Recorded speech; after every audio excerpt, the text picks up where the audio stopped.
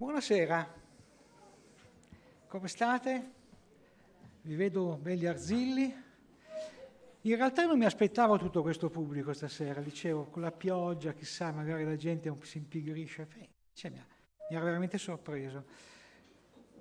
Allora, siamo arrivati al secondo appuntamento di questo corso, in cui parleremo di una materia, direi molto trascurata in campo medico, che è l'attività fisica.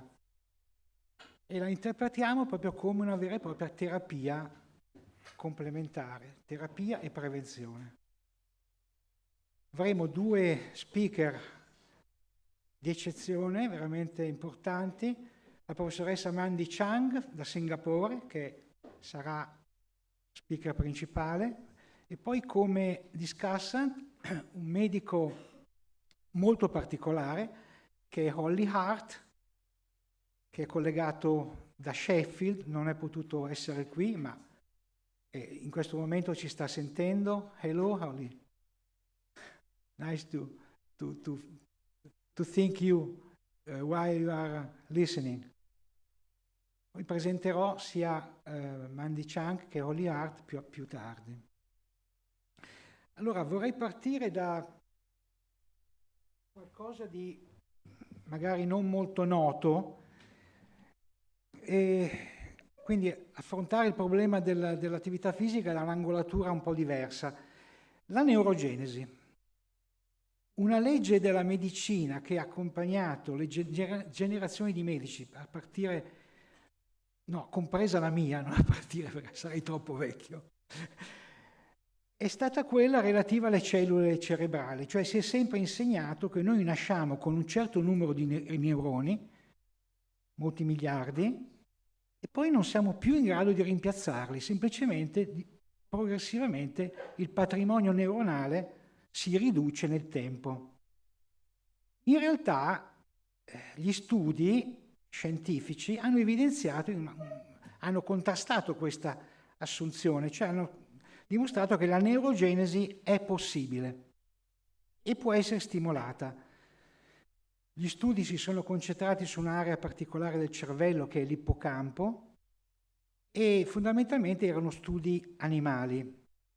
Ecco, la novità molto recente è uno studio pubblicato sulla rivista Science, che con Nature è la prima rivista in assoluto campo scientifico, e questo studio presenta nuove prove che i neuroni negli ippocampali continuano a formarsi sino a tarda età, quindi oltre l'età adulta, anche nella persona anziana. È una ricerca del Karolinska Institute che fornisce una risposta quindi fondamentale sulla adattabilità del cervello umano. Questo è il principale autore dello studio e questa è la testata dell'articolo. Tra l'altro, sempre quest'anno, una seconda ricerca che è uscita su Nature Medicine ha confermato questi dati e ci ha detto che la neurogenesi si verifica anche nel soggetto adulto, e quindi abbiamo di fronte uno scenario che non ci aspettavamo, e ha a che fare con l'esercizio fisico questo, perché da studi fatti in modelli animali noi sappiamo che l'esercizio fisico stimola la neurogenesi ippocampale. Voi vedete in verde le spine dendritiche che sono neoformate in topi anziani che erano sottoposti a un'attività fisica spontanea, anche facilitata. Tra l'altro si è scoperto che l'esercizio fisico mette in gioco la sintesi di proteine che stimolano questa neurogenesi, e in particolare abbiamo il fattore neurotrofico derivato dal cervello, BDNF, che è in grado di favorire questo processo. Quindi le grandi notizie sono due. La prima è che la neurogenesi è possibile nell'essere umano e la seconda è che l'esercizio fisico è uno dei comportamenti virtuosi che la favoriscono. Stanno emergendo anche evidenze sul meccanismo della neurogenesi. Oltre al BDNF è stata messa in gioco una proteina particolare che si chiama irisina. Questa è una proteina che viene prodotta dal muscolo stesso in risposta all'attività fisica. È una proteina che deriva da un precursore, è una proteina di transmembrana nel muscolo. Una volta che viene clivata l'irisina, questa proteina trova dei trasportatori specifici a livello della membrana della barriera ematoencefalica che la trasportano dentro il cervello. E qui quindi riesce a stimolare la neurogenesi. Tra l'altro l'irisina fa anche un altro compito molto importante, cioè trasforma il grasso bianco in grasso bruno, che è quello che per l'effetto della termogenesi riesce a far perdere veramente peso rispetto al grasso bianco. Ecco, quindi siamo entrati da una piccola finestra nell'arcipelago, nel mondo incredibile dell'esercizio fisico, ma potrebbe essere interessante avere questa visione. Questo incipit infatti ci introduce in una delle aree della medicina più affollate di evidenze scientifiche, di efficacia. Qui vedete oltre 4.000 studi randomizzati condotti sull'esercizio fisico nel corso degli anni e in continua crescita, e questo vi dà l'idea di cosa stiamo parlando, quindi un'area gigantesca. Molto difficile adesso ridurla in uno spazio così angusto come quello che potrebbe essere l'incontro di stasera, ma credo che la nostra ospite, che è Mandy Zhang da Singapore, riuscirà a fare questo miracolo, quindi riunire un po' le informazioni che di solito, lei mi diceva, richiedono circa 6 ore di spiegazione, con uno sforzo immane le ha ridotte a 40-45 minuti. E quindi adesso voglio presentare la nostra ospite e poi chiamarla qui al podio. Allora, la professoressa Mandy Zhang è specialista in medicina dello sport e dell'esercizio fisico e ricopre il ruolo di direttrice del Singapore Sport and Exercise Medicine Center presso il Changi General Hospital. Si è laureata in Irlanda, ha conseguito qualifiche post laurea sia in medicina di famiglia che in medicina dello sport, in Edimburgo e successivamente in Singapore. Ed è anche ottenuto certificazioni da varie società scientifiche, tra cui questo che mi ha colpito, un diploma in medicina calcistica da parte della FIFA. È anche vicedirettrice del settore formazione e istruzione per Exercise is Medicine, quindi il titolo importante, Exercise is Medicine Singapore, presidente di Performing Arts Medicine Singapore e direttrice dei servizi clinici per il Musculoskeletal Science Academic Clinical Program. È una sportiva in diverse discipline, mi diceva in particolare lo sci, è stata a Cortina recentemente, magari seguirà le Olimpiadi, ed è membro anche dell'Associazione Internazionale di Medicina e Scienza della Danza, perché ovviamente la danza ha una forte connessione con l'esercizio fisico e quindi fa parte di questa grande famiglia di attività che coniugano vari aspetti, la danza e anche quello della musica. Ha presentato studi importanti in occasione di conferenze internazionali,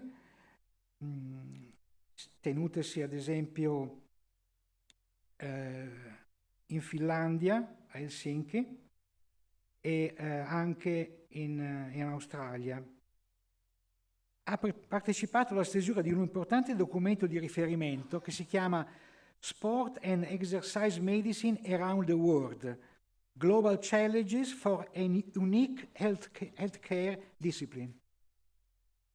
Quindi detto questo, io invito Mandy qui con noi e le cedo il podio. Grazie di essere venuta.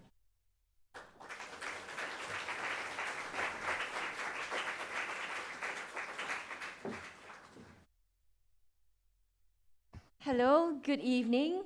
I'm humbled by Prof. Enzo's kind introduction, and it's really such a privilege to be here today.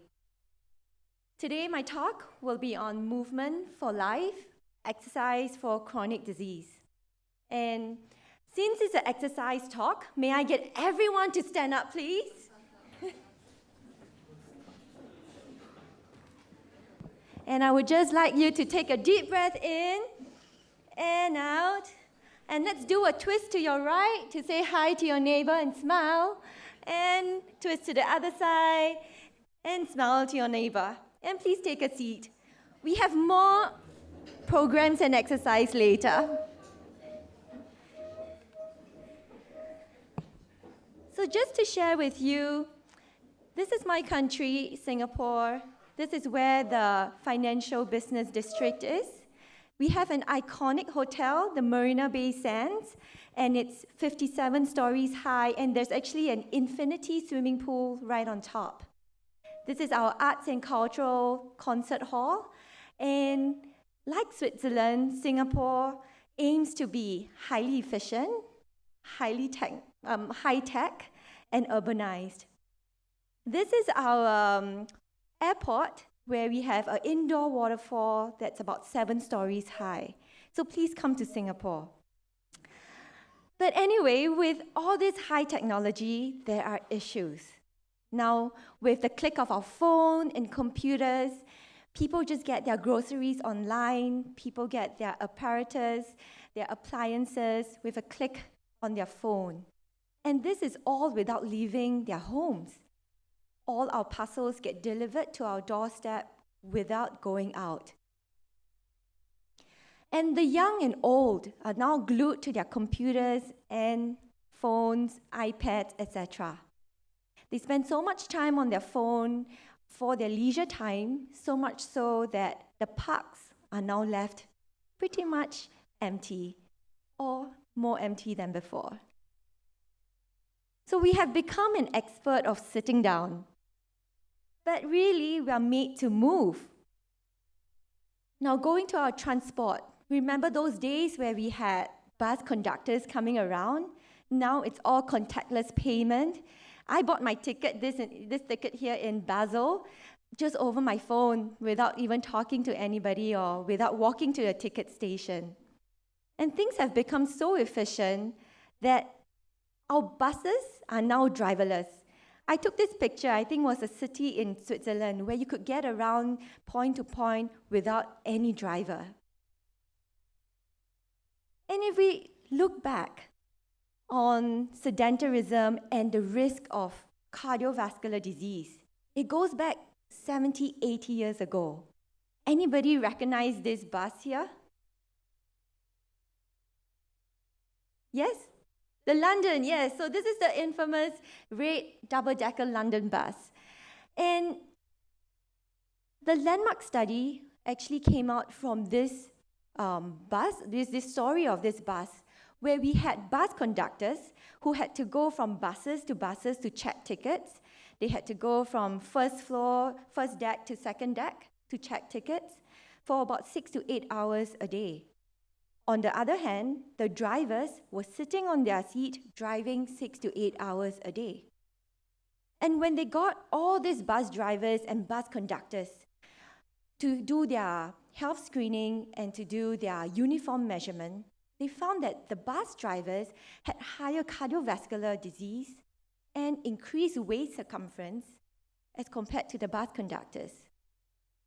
And it was just the very nature of the occupation, one being very sedentary and one being very physically active. And if we go back many, many years, 2,000 years ago, the father of medicine, Hippocrates, he said, if we could give any individual the right amount of nourishment and exercise, not too little, not too much, just in moderation, we would have found the safest way to health. And you know, when I tell people about exercise and the benefits, I expect them to go, yes, let's do it. But in reality, often it's hard to get off the couch, and they give me many excuses. And physical inactivity is rising. This is a study in WHO. In 2010, 20% of our global population were physically inactive. This increased to 31% in 2022, and it's projected to become 35% in 2030. And therefore, this calls for an action. So let's ask, why don't people exercise? We know all these benefits. Maybe let's take a look at the barriers. And these are the 3 top reasons that my patients give me, and also what we see on research paper. The top reason, I don't have time. The second reason, they say, I don't really know how to exercise. Maybe I have a problem, a chronic disease. I might not be safe to exercise. And number 3, I just don't have the motivation. So I hope in this next couple of minutes, we'll try and break these barriers. The WHO warns the surge of chronic disease by 2030 if people do not start exercising. And countries need to come together to help people to stay active and make cities more walkable and build facilities where people can exercise in. In fact, there is a cost to inaction on physical inactivity. From 2020 to 2030, we are expecting 500 million new cases coming from especially hypertension, depression, dementia, type 2 diabetes. And this is going to cost a lot of money, estimated to be $300 billion. This calls for an action. And really, to the individuals of us in this room today, if we do not make time for exercise, then we'll probably have to make time for illness, and our health may be in a downward spiral.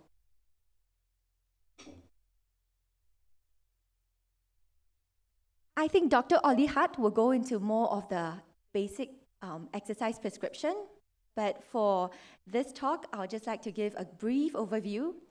So today, I'll be introducing this acronym expansion called FITT, and exercise equals being fit.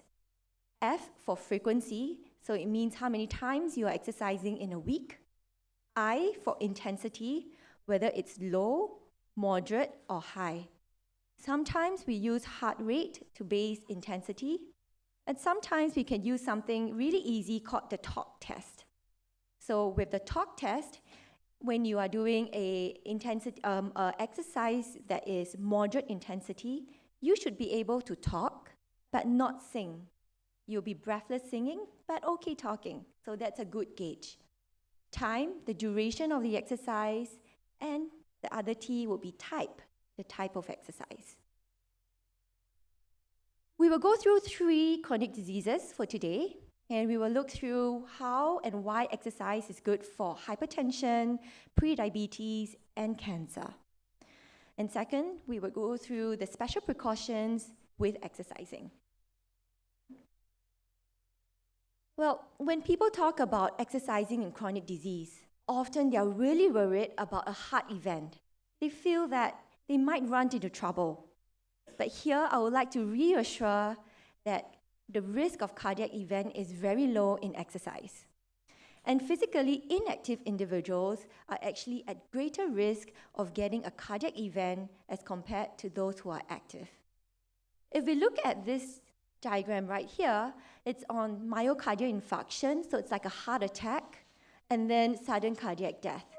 And we see when the frequency of the exercise increases, the risk actually decreases. And with each increase of 1 session per week, the relative reduction is actually 30%. And we move into the chronic disease proper. Now, hypertension or high blood pressure. It affects about 1.2 billion people in the world.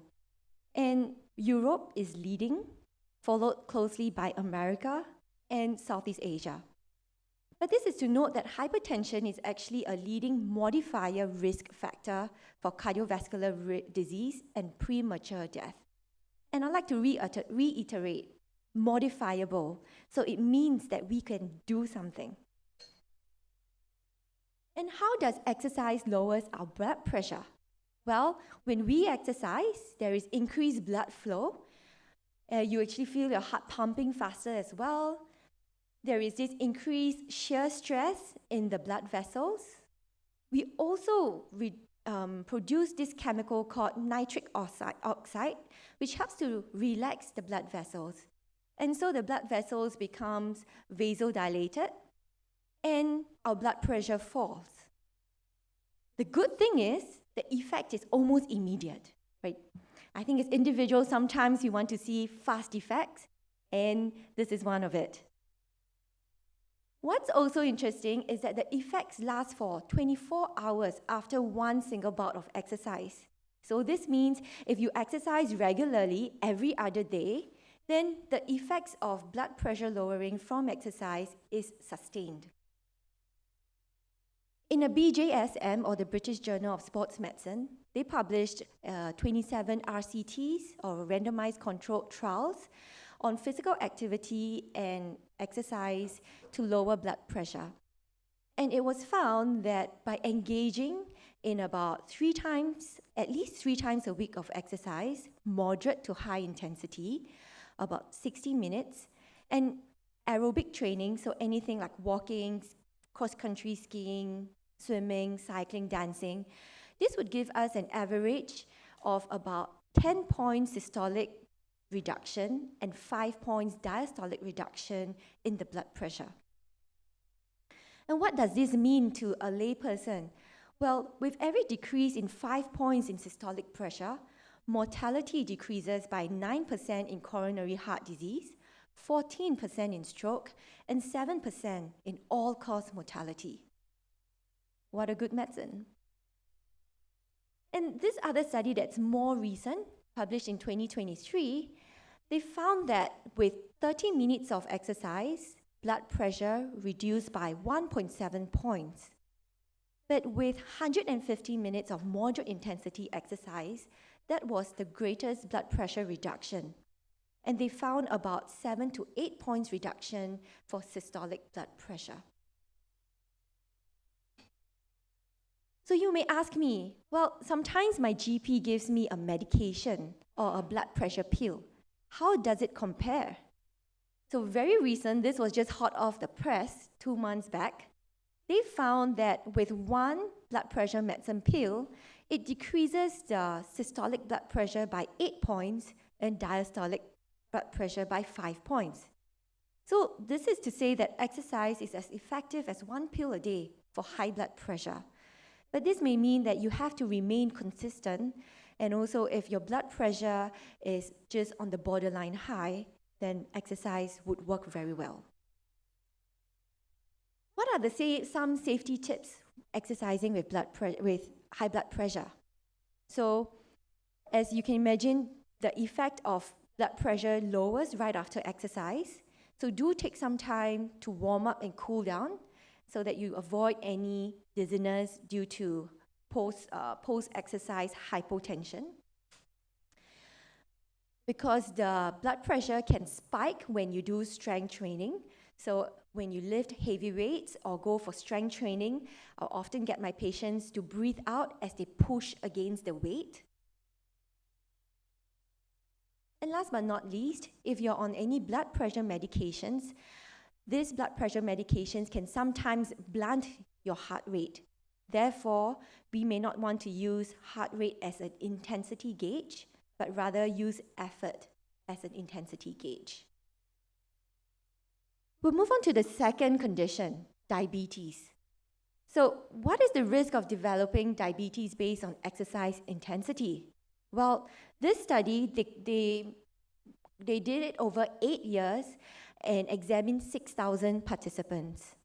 What they found was that individuals who were sedentary, regardless of whether they were men, women, and age, they had the highest incidence of diabetes after 8 years. Whereas those who were very active, they had the lowest incidence of diabetes. And why are we talking about diabetes? In Singapore, 1 in 9 individuals are diabetic. And if we look at the world, 529 million people are living with diabetes in 2021.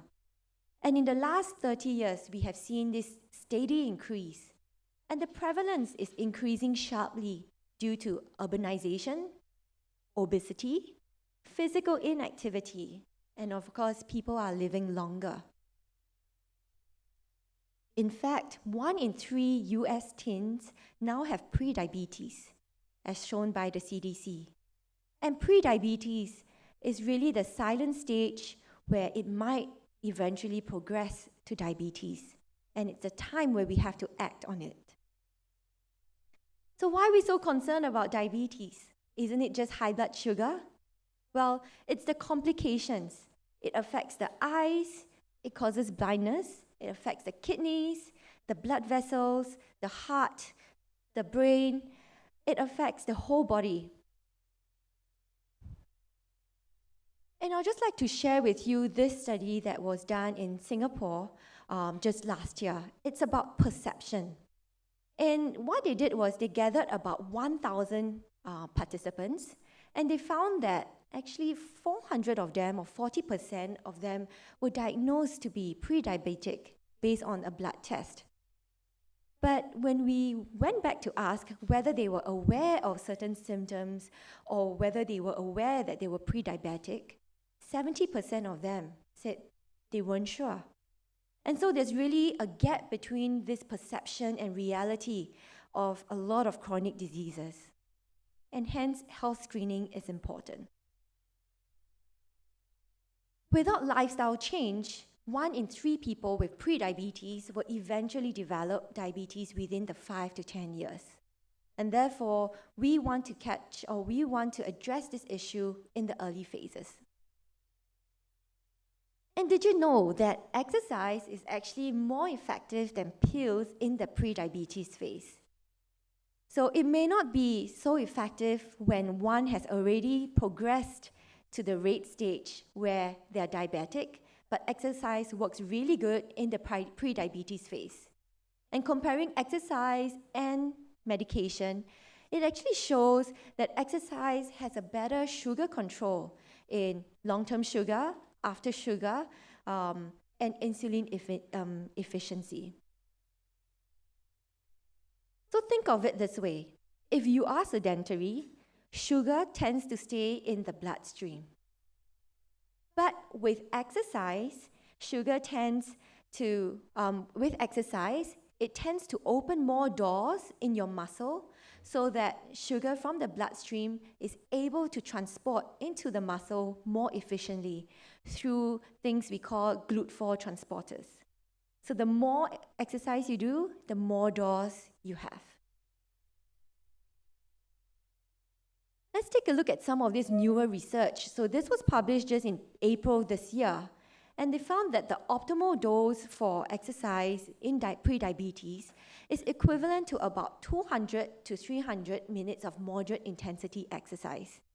And this would help your fasting glucose, your post-meal glucose, and your long-term glucose. And it's good to also combine aerobic with resistant exercises. Yes, per week. Well, what are some safety tips with diabetes? So often with diabetes, patients are concerned about low blood sugar, and they may go dizzy, they may go hypo. But generally, exercise is very safe. We just have to be aware with some of these symptoms, such as dizziness, sweatiness, that may signal low blood sugar. I often get my patients to carry some energy sources like juice or banana or fruit with them to increase blood sugar if they feel dizzy. And especially if they're starting something new for the first time, it may be wise for them to pre-check their sugar, pre and post exercise, just to see that they're on the optimal range of sugars. And exercise with a buddy so that if anything happens, someone can come to you quickly. Now, the third chronic diseases we'd like to talk on would be exercise and cancer. Now, this is a huge topic, and global prevalence of cancer is increasing. In the last 30 years, we have seen an increase of more than 100% and deaths by more than 75%. And if we look at the graph here, it's usually those in 50s and above, so quite likely attributed by people also living longer than before. When we look at some global cancer statistics, this was done with 36 cancers in 185 countries. We found that the most common new cancers that were diagnosed were from lung, breast, colorectal, prostate. And then the leading cause of cancer deaths were from lung, colorectal, and liver. So I've put some of these QR codes here. If you want to look at the paper, do scan in so that you can have access. And what's interesting is that physical activity helps in cancer prevention and it helps in cancer survival. So staying active or being physically active lowers the risk of future cancer. And this is especially so for these cancers being listed here: bladder, breast, colon, endometrium, esophagus, and gastric. And the relative risk reduction is between 10 to 20%. Going into point 2, exercise helps cancer survivors live longer. So if one has already been diagnosed with cancer, especially for breast, colorectal, and prostate, we see a relative reduction in all-cause mortality of about 40 to 50% when individuals are physically active. This is a new study, a really hot study in the press right now. And this is a study that did a 3-year exercise program for patients who received chemotherapy following the diagnosis of colon cancer.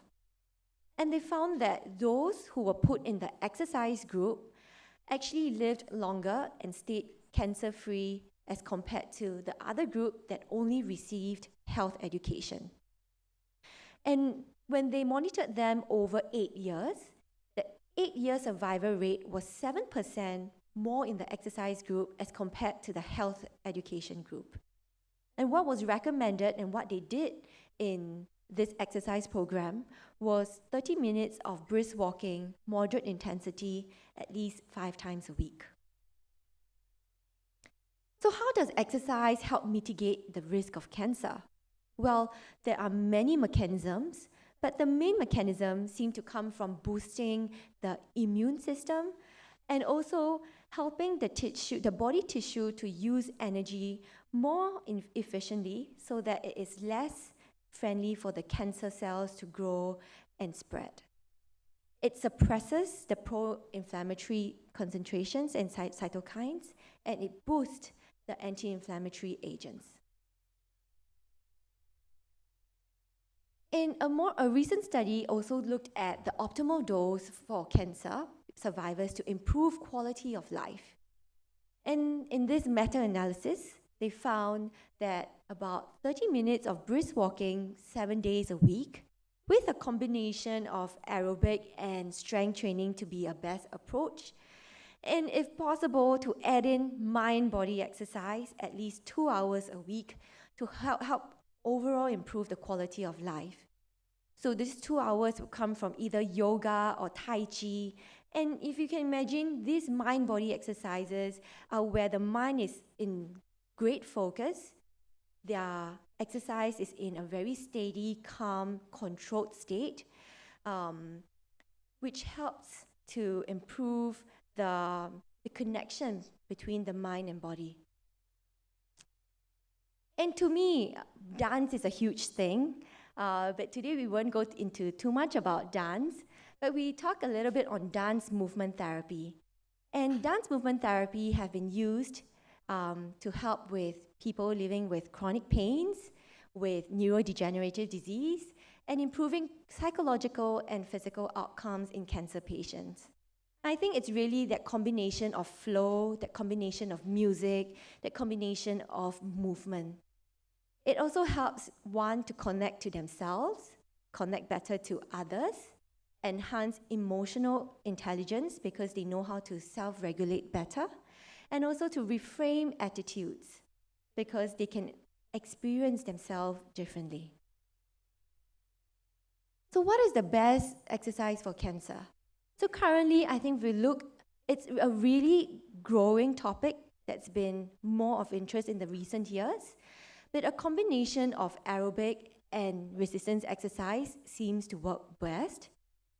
Mind-body exercise improves the overall quality of life, and the key is to be flexible because with cancer patients, they often might be undergoing chemotherapy or radiotherapy, and they might be weak or they may have some downtime during those episodes. So we want to reduce intensity of exercise during those episodes and then gradually increase once they are back to baseline. We also need to consider comorbidities and baseline activity. So if they have a lot of muscle weakness, then focus on balance and strength conditioning. Okay, so for this last part of my talk, I would like to go through something called exercise snacks. This is really new or newer in the literature, but remember we just talked about the barriers of exercise and how that lack of time is always that main excuse. So I would like to introduce exercise snacks, which is time efficient. You only have to do about 20 to 30 seconds of exercise, and it interrupts your sedentary behavior, because many of us now live on a desk-bound, with a desk-bound job. I was one of the principal investigators for this study. We recruited patients from the High Performance Sports Institute, and they were healthy adults. And we got them to come to the lab 3 times a day, 3 times a week, for 30 seconds each time. So we intentionally got them to come before work, during their lunch break, and after work. And why we did it was because we wanted to build in to their work schedule. So we don't want that, we want it to be during their break times, and they would have access to the lab while walking to their office. Now, with just short sprints of 20 to 30 seconds, we found that their heart and lungs were 7% more efficient, and they significantly improved in their leg strength. In addition, we got them to come in their office attires, because we know that we need to save time. So no time for laundry, no time to change into gym attires. So it was really pretty efficient. And this is working, but let's see how it goes. So I even tried it on my mom, and she's 75 years old. And you can see, it was a bit of a gamification. She was a car, we were trying to race against the airplane, and I told her, just sprint as fast as you can for 30 seconds. So it works.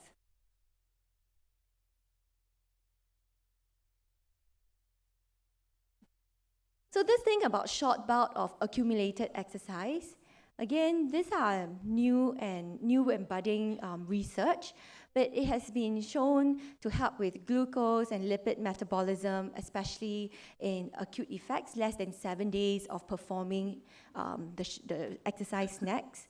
And for chronic effects, then, as seen in that paper I presented, there was an increase in cardiovascular health. So how can we build exercise snacks in your life, in my life, in my patient's life?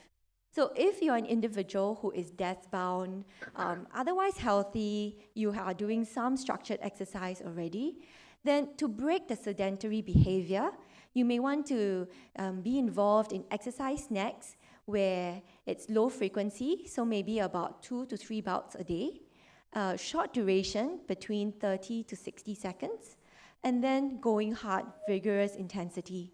So this has shown to be improving cardiovascular health, glycolipid metabolism, so there's glucose and lipids, and overall mortality, disease prevention. But what about someone who is older, someone with chronic disease, mostly bed-bound, but still mobile, and mostly sedentary? Then we may want to emphasize on higher frequency, so maybe every 30 to 60 minutes to get them to stand up and do an exercise bout of moderate duration, so a short bout of about 2 to 5 minutes, and low intensity. So this could be just a general brisk walk around the compound. And it has been shown to improve cardiovascular health, glucose and lipid metabolism, body composition, and overall brain health. Okay, may I now invite everyone to stand again, please? It's because it's time for some exercise snacks. So if you're feeling really active and you feel like you need to work it out, then may I invite you to do like jumping jacks, okay? So get some space at the side, and maybe you find that you want to do some high knee running, right? This is also fine. Okay, I have a third option. The third option would be just marching on the spot. Okay, so if you have painful knees, today is just not your day, choose what you feel best, okay? So we're going to go 30 seconds on this. On your mat, choose your exercise, let's go! So we'll continue until this runs out of time. I purposefully timed it to be 30 seconds.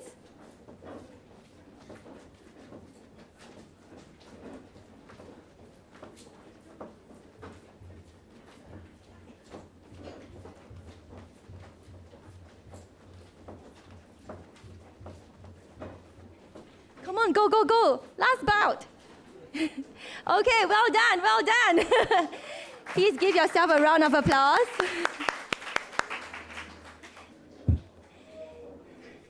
And you have done and successfully performed an exercise snack. I hope you can bring this to your day-to-day life or to people you work with. It just takes 30 seconds. Okay, going back to Singapore. So how has Singapore encouraged people to be more physically active? So in our study in 2023, we found that Singaporeans are adopting healthier lifestyles. And really, it comes from different angles. We look at giving out rewards. We look at removing barriers of cost and accessibility. And we know that exercise is not one size fits all. So we have to come from targeting the elders and also children. And last but not least, we've also embarked on a national preventive healthcare strategy to help to sieve out chronic diseases earlier and then refer them on for structured programs. So exercise prescription is really bringing together the evidence of science and also being a little bit creative with it so that people are motivated to start moving. So let me share with you a story about transformation.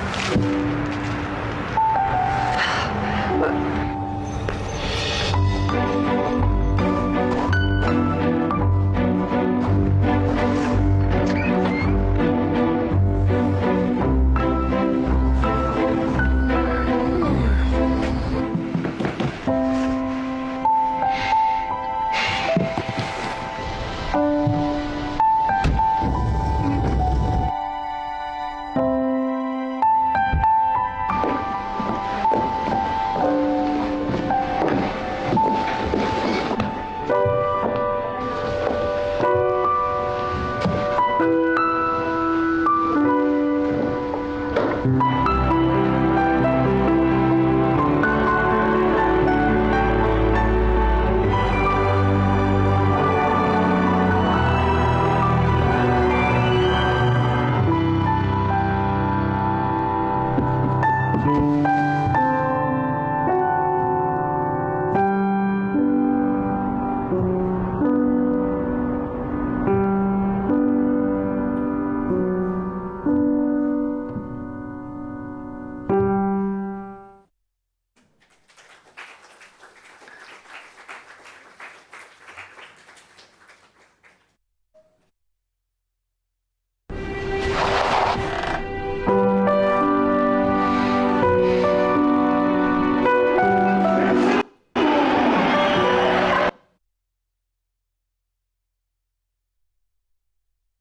I hope you enjoyed that movie because I watched it maybe 3 or 5 times and it always brings a little tear to my eyes, and it really means, we do something that really matters to us.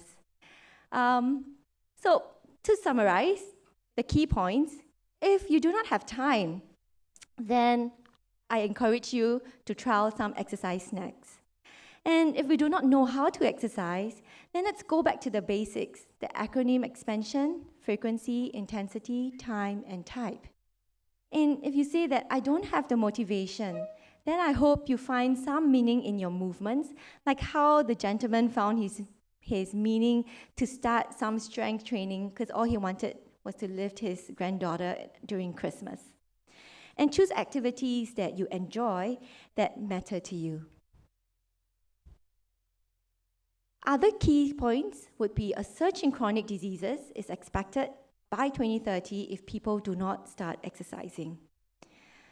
And if we want to exercise for health, consistency is key to achieve lasting health effects. Exercise is a cost-effective, multi-targeted medicine for chronic disease in prevention and management. Like Prof. Enzo say, I could talk on and on for the other chronic diseases, but for the sake of today, we'll focus on these 3. And if it becomes too complicated, just aim for 150 to 300 minutes of moderate intensity exercise a week. That should be the main volume. However, you could also integrate exercise snacks, short bouts of intense exercise throughout the day for better compliance and to fit into your regular work schedule. Who knew we could do an exercise snack at a lecture today? So exercise is medicine. This is my email. Please feel free to reach out and happy to take questions. Thank you so much.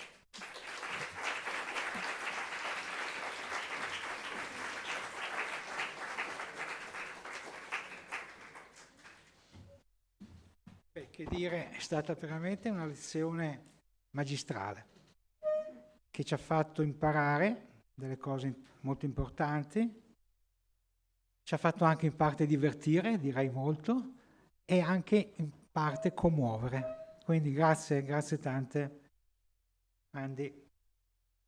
Ora abbiamo un'altra persona particolare. We have another special guest, Ollie Hart. I'm talking in English, so you can follow if I'm presenting you correctly.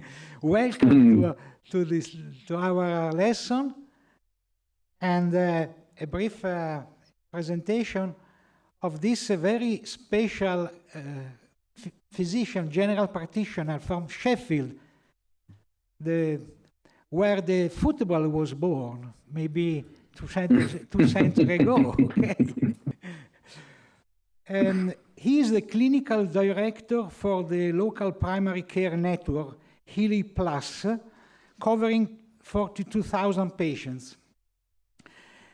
He has a core professional interest in person-centered care, and across the last 10 years, he has held a range of national roles in this area, co-chairing the National Health System Strategy Board for Supported Self-Management, being a national champion for the Royal College of General Practitioners in his collaborative care and support planning program, and being clinical lead for personalized care for NHS Sheffield, and member of South Yorkshire Social Prescribing Board.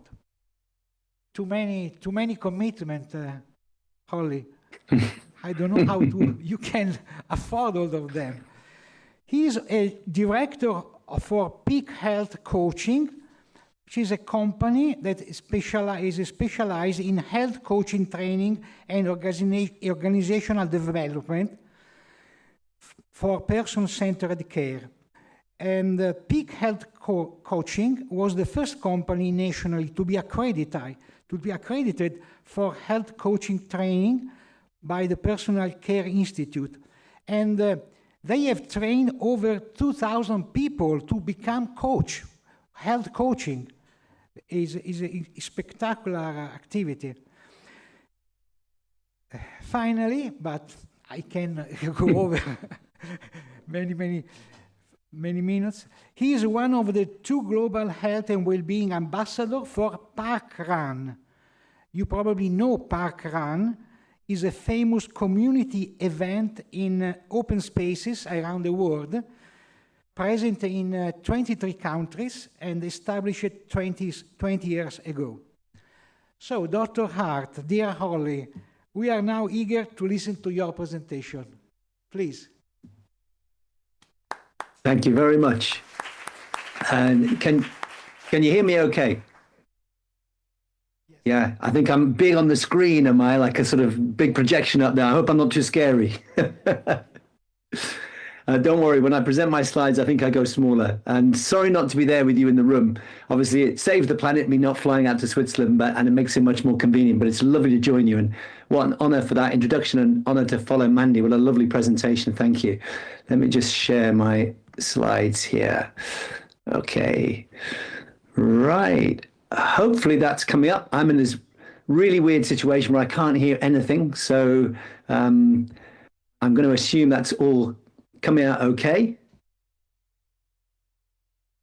Great. Okay. So as introduced, I'm a GP, general practitioner, and I'm a director of Peak Health Coaching, amongst other things. And I'm going to focus around some of the human sides around exercise, following on from Mandy's fantastic sort of overview of the evidence. And I'm still just catching my breath after my exercise snack.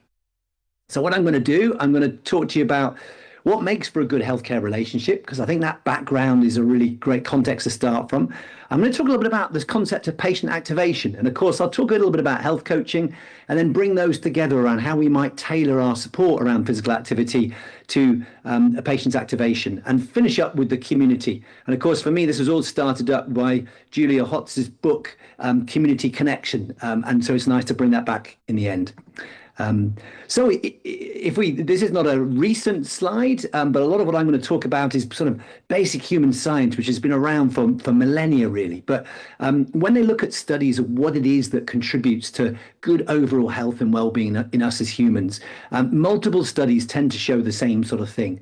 That what healthcare provides is the minority. So top left, 15%, 20%, 25%. This one here is an old Canadian study now, but they modeled what would happen if everybody followed every bit of advice to the absolute letter. I'm a good GP, but I'm pretty sure that my patients don't do that. And even then, they could only get healthcare up to 43%. And what contributes, there are some things we can't control, like genetics and environment, but generally what contributes most is what people do themselves in their social context. So what people do themselves, their health behaviors in their social context. That's what makes all the difference to good health and well-being. And this paper from the King's Fund, which is a really fantastic sort of independent think tank in the UK. And this paper, I think it was about 3 years ago now, authored by Professor Chris Ham. And they were drawing attention to the fact that if we're going to get people involved, get people to participate, then we need to share responsibility. And all involved must fundamentally change their behaviors and attitudes by moving to genuine partnership with patients and professionals engaging with each other as equals. And I'm going to go on to talk a little bit about that. So I think participation in healthcare is key. And I would suggest to you it happens on 3 levels. There's things we do to look after ourselves, self-management, a personal level. There's things we can do together as a community, peer support, supporting each other, working in groups. And there's things we can do on a system level to contribute to what we in the UK call co-production. So designing services together. So it's professionals and patients working together, and patients take a leadership role. So I'm going to talk to you a little bit about a friend of mine now called Frank. He featured in the book that Julia wrote as well, Jules wrote, Her Connection Cure. And Frank's story is quite exceptional, but it's not unusual now. And although Frank is a lovely, exceptional man, I wouldn't have thought he would say himself particularly unusual. He's an ex-truck driver, a lorry driver from Barnsley, which is a very ordinary part of the UK. And I first met him about 10 years ago when he came in as a new patient with type 2 diabetes. And he told me that he was used to being told off when he came in for his reviews, and that he'd done something really that he was worried I was going to tell him off for. He'd read a book and he'd stopped his insulin. He was a type 2 diabetic and he was injecting insulin. He said, I've stopped my insulin because I've changed my diet. I read a book by Michael Mosley. Some of you may have heard of him. Unfortunately, he died recently. But he wrote a book about how patients can change their diet and change their activity and reverse type 2 diabetes. And Frank was very nervous about telling me about this.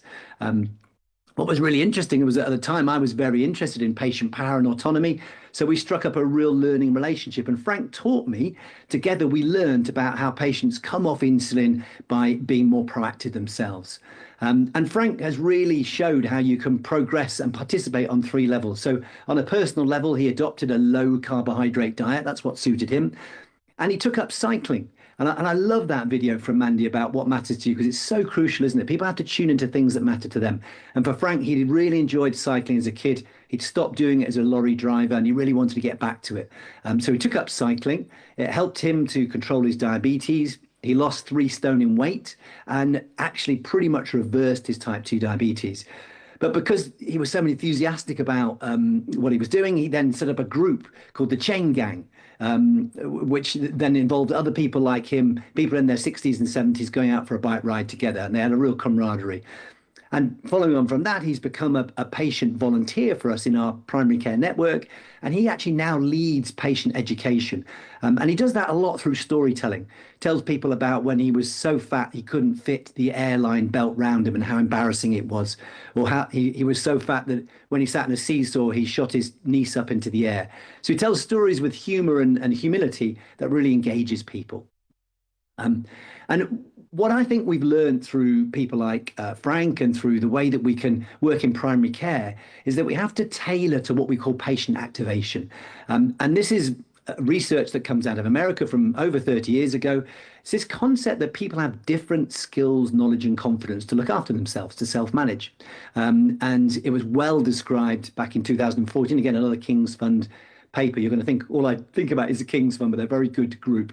And what activation tends to do is split people into 4 levels. So level 1 being the lowest, where you're overwhelmed and disengaged by healthcare. It's not really something you do. Level 2, where you're just sort of starting out, you're becoming aware you've got a role. Level 3, perhaps like most of us in this room, where you're taking some action and perhaps practicing something's working, something's not. And level 4, when you're an expert. And research shows that if we can design our approach to increase people's activation, then it leads on to great things, which I'll show you. And there is official measures for this, but actually what I love is this. This is probably the single best question in my practice at the moment. So when I'm faced with someone like Frank, I might start off with, tell me what you're doing to look after yourself at the moment.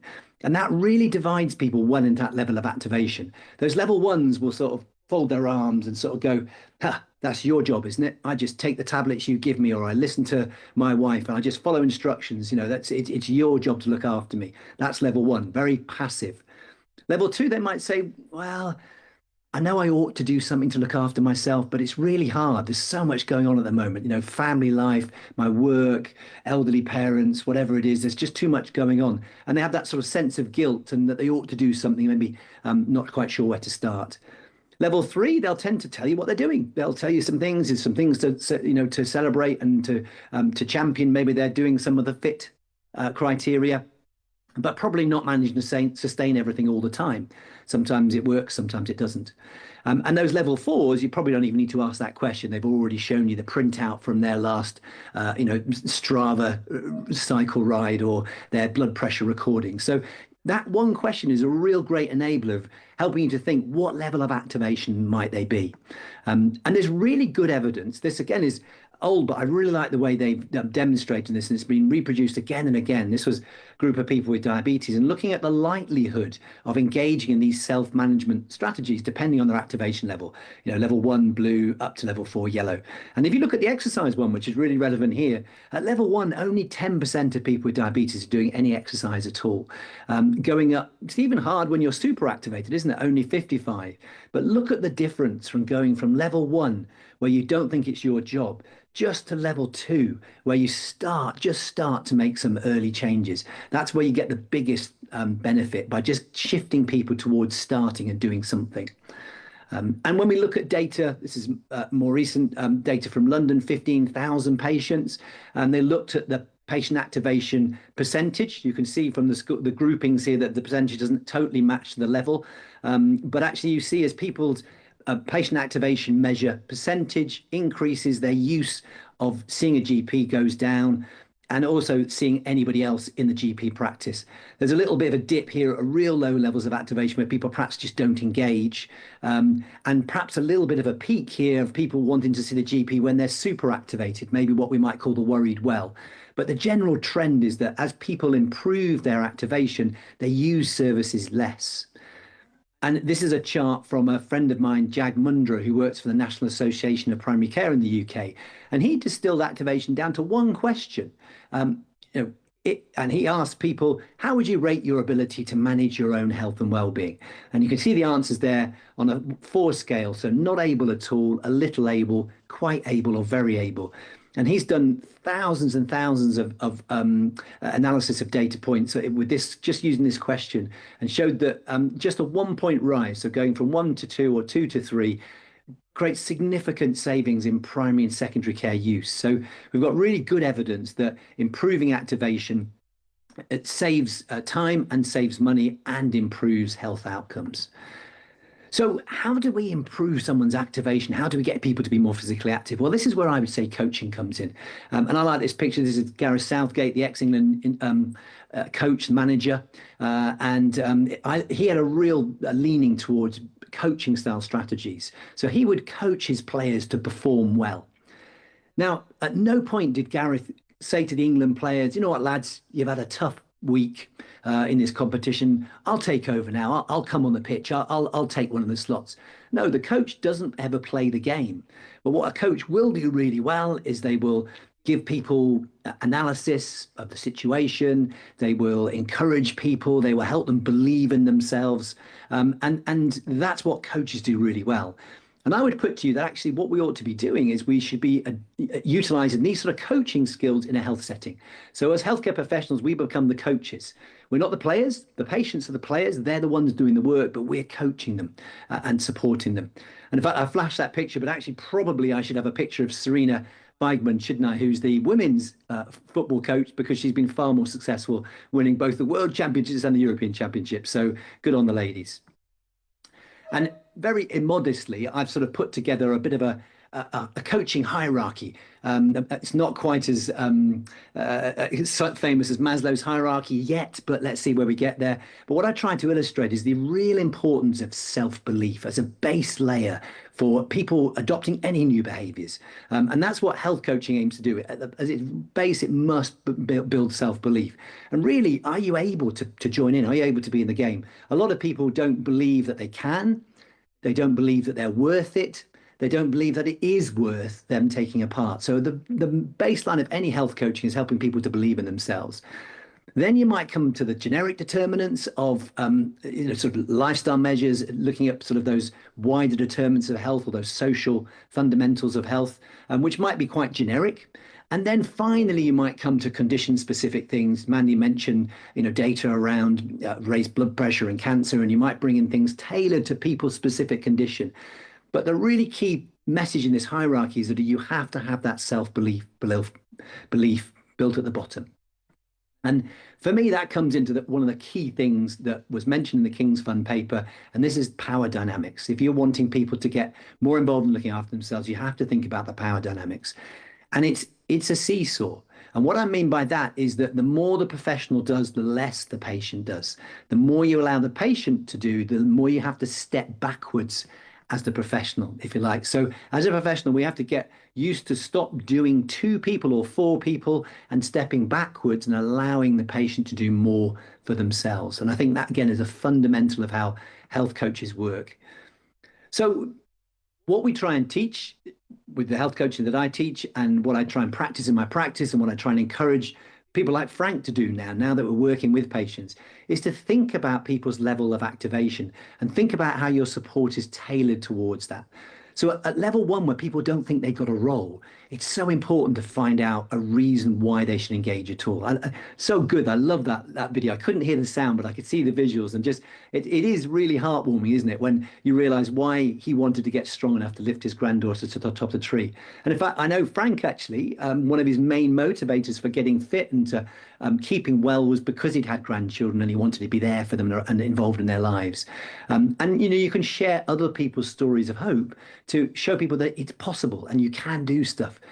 So what you're not doing at level 1 is you're not trying to design an exercise regime. You're not saying you ought to do 150 minutes a week. You're looking for reasons for them to engage. And it's a very different conversation than trying to plan out an exercise strategy. At level 2, again, you might be now starting to do something with people, encourage them to take perhaps the very first tiny steps.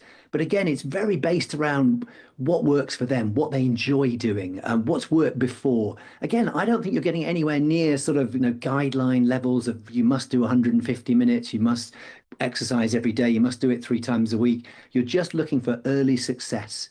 And what we know is that success breeds success. Once people start to feel they can do something, they build a self-belief, then they start to sort of snowball. It builds momentum. And then you get people perhaps to level 3, where now they're starting to feel more confident. They realize they've got a role to play. And absolutely now is when you can start to come into, addressing the fit criteria. How many times a week might you do things? What intensity, what regularity, what are you going to do? You're building their toolbox, again, based around what fits for them, who can do it with them, where they can do it, what their finances are like. It has to work for them. And exactly as Mandy said, the more regular it comes, the more chance it has of sustaining. And then you're looking at people who are at level 4, where actually, again, your job as a healthcare professional is mostly to get out of the way. Don't get in the way of what they're doing, encourage them, maybe recruit them, like we have with Frank, to lead groups, to inspire other people, to set up a chain gang, to take people cycling.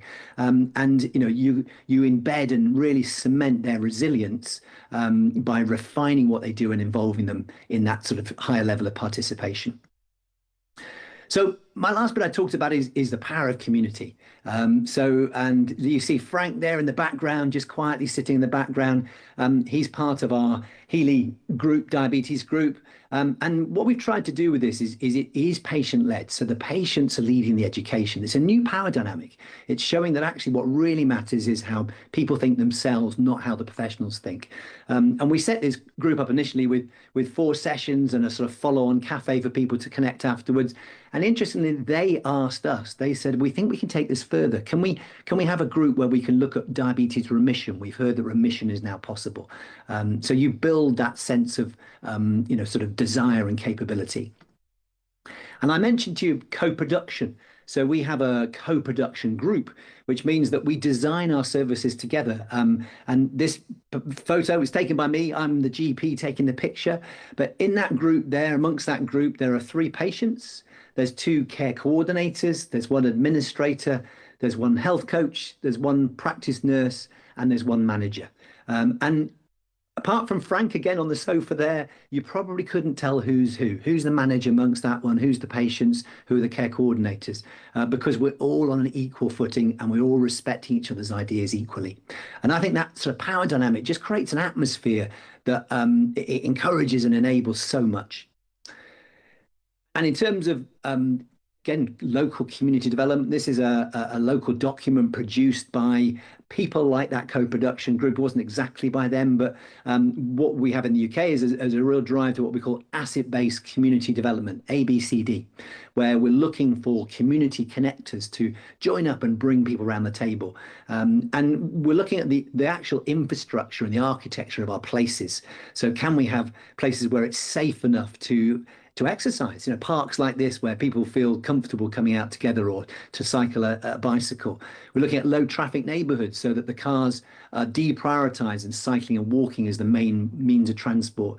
And again, it's all about local people owning what's going on, and building groups and associations, whether they're formal or informal, and having fun events. This photo was taken at a celebration event in the park, and there's the kids there chasing a massive, great soap bubble. And we'll maybe go on to some questions around sort of social prescribing and the theme of the whole course, really. But for me, this is what comes into social prescribing. We are, as GPs, we're trying to create conditions, we're trying to work in a way that encourages social interaction, but encourages that in terms of exercise and movement and community development.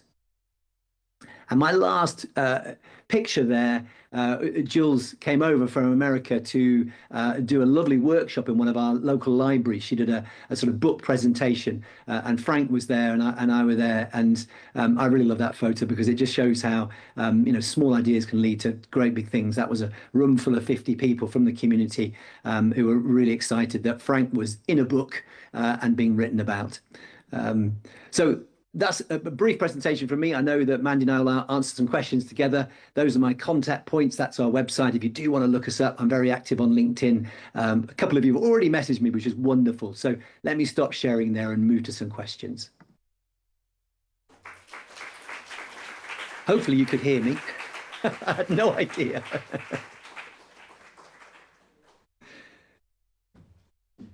Ollie, can you hear me?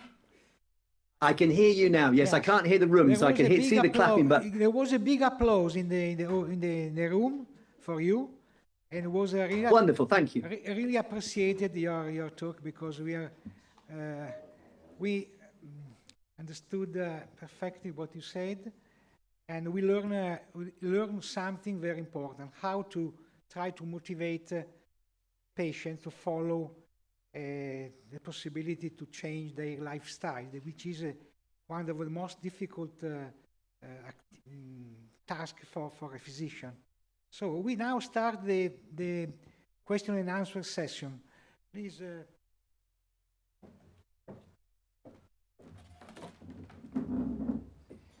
Allora parlo italiano per un momento. Abbiamo con noi la collega traduttrice simultanea per chi vuol fare delle domande al dottor Hart in italiano. Quindi abbiamo la possibilità anche di recepire domande in italiano, non siate timidi. Let's start the question and answer session. Please feel free to ask. You have a special occasion because we have really two remarkable experts. Professor Pedrazzini is asking the microphone. So first of all, thank you very much and congratulations to both of you. Very, very motivating and very convincing speech. I have just a question concerning the success rate. Maybe to you both, working with a patient, just not motivated patient, old patient, in your experience, which is the success rate just to bring them for inactivity to activity? Is a question too hard or? I think to both of you. To both of them. Probably okay. Just according to your experience. Yeah. Maybe I can go first. So I'll put into context more like a weight management program that I do in my clinic. And why I take that as an example, because it's a group where I track them over 6 months. And I would say the success rate to remain compliant is about 30%. So it's really low. But what we have found is that we then look back, what are their barriers to start exercising?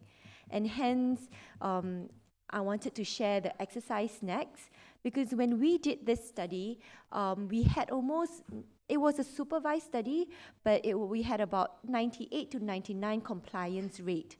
So participants had the choice to withdraw and drop out, but the compliance rate was very high for the exercise snacks. Maybe because there's so little commitment. And when I looked at other studies, the compliance rate was also higher as compared to something where we put people through a moderate intensity, larger volume exercise. So so the exercise snacks come in handy as a time-efficient exercise. Ollie, do you have any input from your side? Yeah, thanks, Mandy. And I'll come from a slightly different viewpoint just to add some thinking to the room. I would say the most important thing is not to do the wrong thing for people. Data shows that when we look at that activation level, around 15% are typically at level 1 and 25% typically at level 2. And I think the real risk we as healthcare professionals desperately wanting to help people is we launch in with wanting to give them programs and wanting to get them up to guideline level activity. And for those 40% of people, that really will be more off-putting and more disengaging than it will be productive. So I guess my appeal to you is to, rather than think how successful are our programs, because as Mandy says, they're only, it's typical, isn't it? 30% of people, and often people fall back over time. I would hold yourselves accountable to doing the right thing for the right people at the right time and building people's self-belief, building their activation. If you build their activation so they believe in themselves, over time, they will come around to looking after themselves better. And I think that should be our ambition rather than, judging our success on have we maintained exercise in a group of people over a period of time. We build their self-belief and their self-confidence and things flow from there. Ok. Altre domande? C'è un silenzio preoccupante. Sono stati molti. Thank you very much for your presentations. I would like to ask the questions to Dr. Hart from the psychosocial perspective. Dr. Hart, when you were telling that it's very important to initiate the patients to start doing the exercises, and you were saying that sometimes it's not very easy.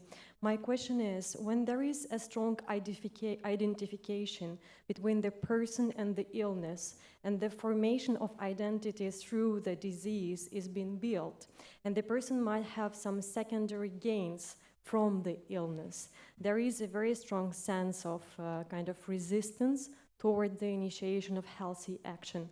How do you approach these situations? Thank you. It's a great question, and this is one of the universal challenges to all of us, isn't it? I think from a coaching point of view, again, I would try and assess what activation I think they're at. And you can't always assume that because people have a illness identity, there'll be low activation, but often they will be. And then I think it's really important to validate why they are where they are. Often it's for really good reasons. People are often low activation, not because they're stupid or they're lazy, but just because life is how it is or because other pressures are coming on. So I always explore what's going on. I find out what's happening in their life, but I'm always looking for a little bit of a hook for what matters most to them and why it could be worth them starting to challenge their identity. If they've established an identity as a sickness identity, it's really difficult, isn't it? But you're looking just for that first little hook as a health coach as to why would it be worth you even considering changing where you are. And I guess that's my initial approach. I could go deeper. We teach this in 4 days, but that would be my initial response to that question. I hope that's okay.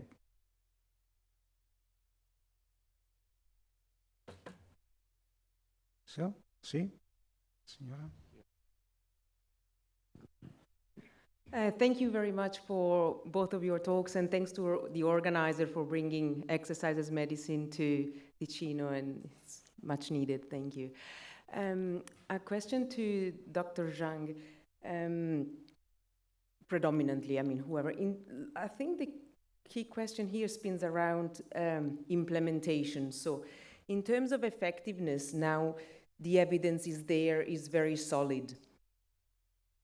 The next step is how do we actually concretely translate it in practice?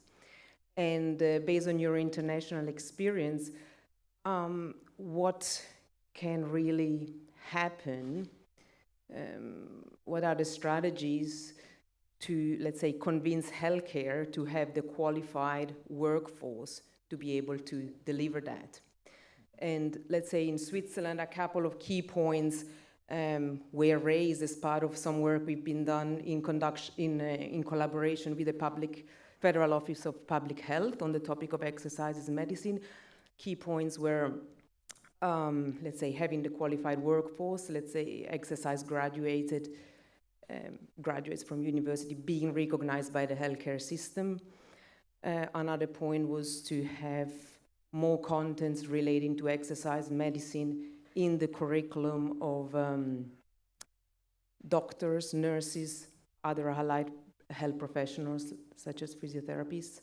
And the list goes on, the coordination between the various figures, interprofessional education. So in your mind, I don't know, what is the priority and how can this happen in practice? Thank you. Yeah, thank you for your question. So it's a huge question, but I think we have to come in from different angles. So back in Singapore, we started exercise is medicine since 2012. So it's been about 13 years. And what we have done is, first, as a physician, we work on training other physicians and family practitioners. So every month, we would run training and education. And I think training and education is the first and foremost strategy that we need to bring forth to the stakeholders. And so every month, we hold training and on exercise is medicine for physicians. Every other month, we hold it for allied health professionals.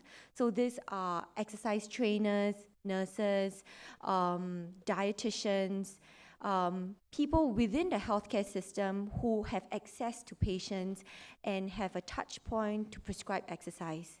Now, that's just the healthcare.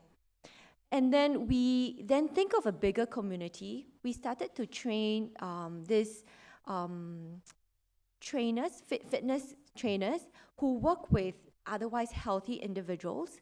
They are not patients, they are people who may go to the gym for advice, and then train them about exercise prescription, how to manage exercise with chronic disease, because we know that people sometimes may be, not healthy and they may need the special precautions.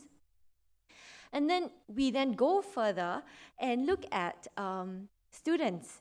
So exercise is medicine is not a curriculum in medical school. It's also not a curriculum up till about 2 years ago, where we talked to the deans of the school and we said, okay, we probably can't get a whole curriculum in your module, but could we get an elective? So then we spend about 4 to 6 hours one day just imparting exercise is medicine to them. So it's really building from the young, the students, then the healthcare professionals, and then the larger community. So that's our current strategy. Do you mind if I come in? Ollie, I give you now the stage to you. Wait, Thank you. Wait just a minute, because I did some question. Okay, so it's self-paid by the individuals.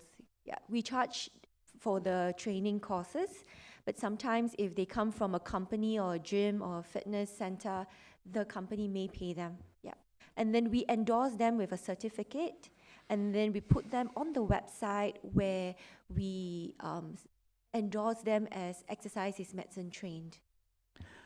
Ollie, please, would you add something? Yeah, thank you. And Mandy, you're such an expert in this, and there's no doubt the way that you empower clinicians to know the cutting edge, know that exercise is anti-inflammatory and know all the reasons why it helps. But I think we also have to be mindful of the risk that we're just transferring, we're not going to prescribe medicines anymore. Now we're prescribing exercise, but the dynamic is still us doing things to people. If you like, we now know about exercise, we're going to teach you the latest stuff. I think the theme of this conference around social prescribing is recognizing this shift to the value of the community. And I think we absolutely need to be skilled up and know the latest details ourselves as healthcare professionals. But I think in terms of implementation, we need to recognize the value of the community teaching us. And for me, social prescribing is making that link between the social context that people are living in and what healthcare professionals do in terms of their prescribing. It's a bridge between the two. So we need to create opportunity for the community to tell us what's going on, what assets are already there, what we can build on, because we can't impart our teaching, our knowledge on people. We have to have that shared responsibility of understanding together, and social prescribing allows the community to teach us. I would add that into the mix. Okay. Good point, thanks. Because we need to teach the physician, the future physician, the importance of physical exercise, because they don't know, they are ignorant about this topic, because it's not a part of curriculum, medical curriculum. Then we have to teach how to implement the knowledge in the real world to the patient. So your point is a crucial point. And of course, UK has a long-lasting experience, has built a spectacular system to implement this practice. We have to experience, to follow this knowledge, to experience of British, of national health system. Okay, other questions for our speakers, for our experts? I have a question for the audience. How many of you did ever receive a suggestion to engage in physical activity from your family doctor? Raise your hand. Okay, just 10% about. Wow. And I guess that how many of you did ever receive a prescription of physical activity is exactly 0. So we start from this level. We have a lot of things to do.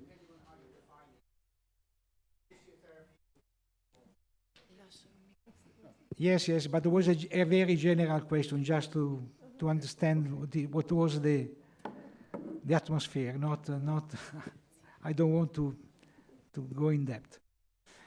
So, maybe I would just like to add to Prof's comment, because I didn't show it in my slide, but actually I have a really interesting slide of like a vicious cycle. And the cycle goes like this. The patient comes to the doctor, and then the doctor say, okay, you have high blood pressure, please exercise. And then the patient asks, how? Then the doctor says, I'm not sure, go ask your trainer or physiotherapist. And then they go to the physiotherapist or trainer, and the trainer says, I'm sorry, because you have these chronic diseases, can you please check back with your doctor? So then it goes this whole vicious cycle.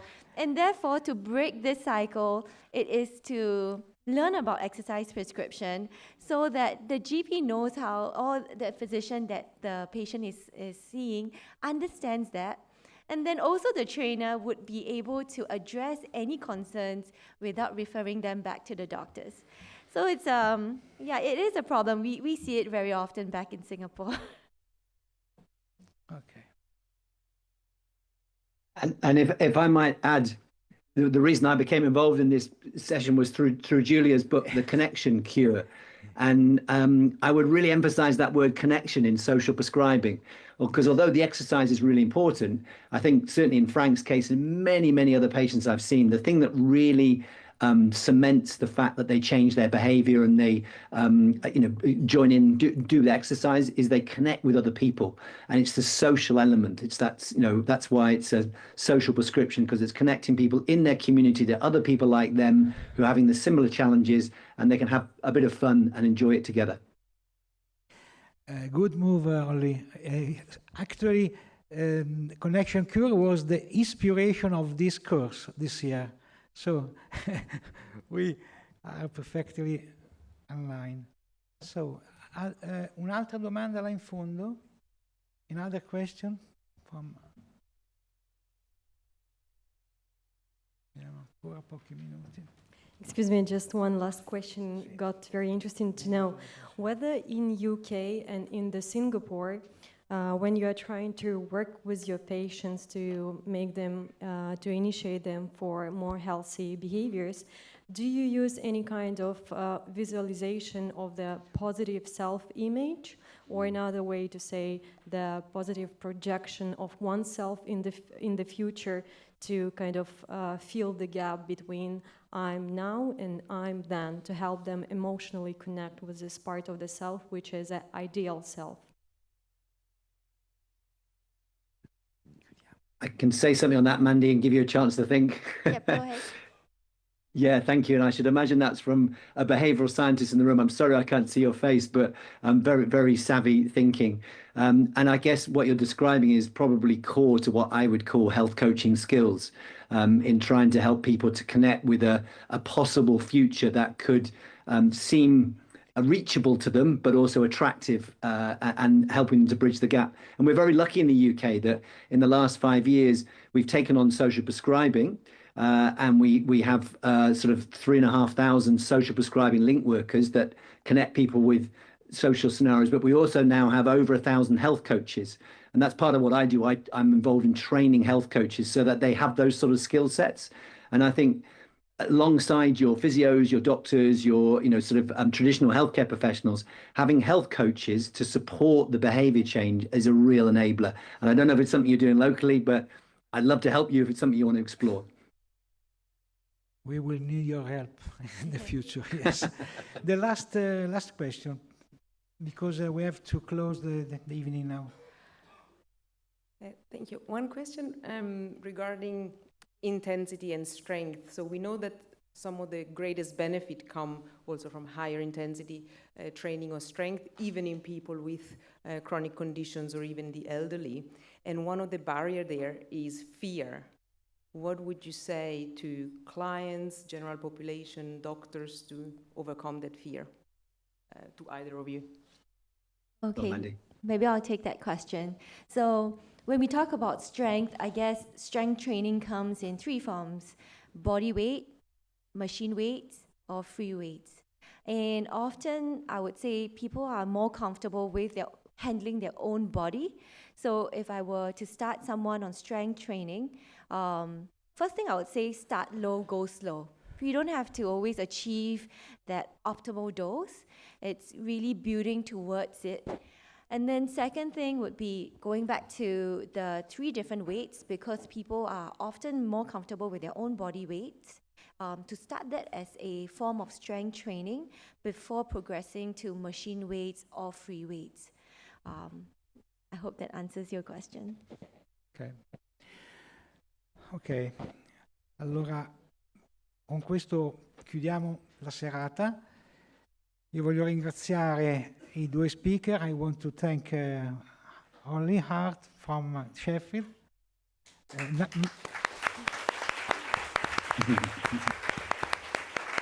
Mandy Zhang from Singapore,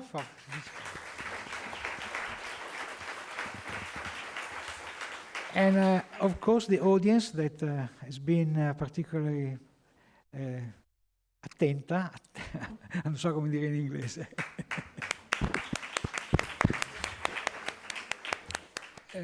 Volevo ricordare, prima di andare via, l'ultimo appuntamento, no, l'ultimo, fosse l'ultimo, il prossimo, in cui parleremo di natura, cioè la terapia con la natura. Sarò io a fare questa lezione, questa chiacchierata, e poi avremo un ospite speciale da Tokyo, che è King Lee, che è praticamente l'inventore dello Shin-Yoku, cioè la pratica giapponese di fare il bagno nella foresta. Quindi credo sia una buona occasione da non perdere, e mi auguro di vedere questa sala ancora gremita come stasera. Siamo molto soddisfatti. Grazie ancora a tutti e buona serata.